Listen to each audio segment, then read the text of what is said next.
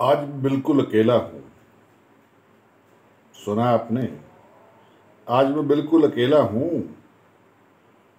ख्वाहिशें, उलझनें, यादें, ज़रूरतें सब छुट्टी पर हैं। आज मैं बिल्कुल अकेला हूँ। शुक्र है ये सब छुट्टी पर हैं। आज मैं बिल्कुल अकेला हूँ। हो सकता है कल फिर मैं इनके हाथों गिरफ्तार हो जाऊं, ये मुझे अपने काम पे लगा दें।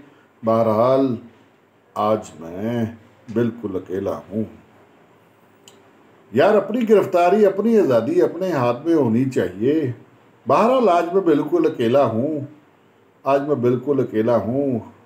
मेरी ख्वाहिशें, मेरी उलझनें, मेरी यादें, मेरी ज़रूरतें आज सब छुट्टी पर हैं।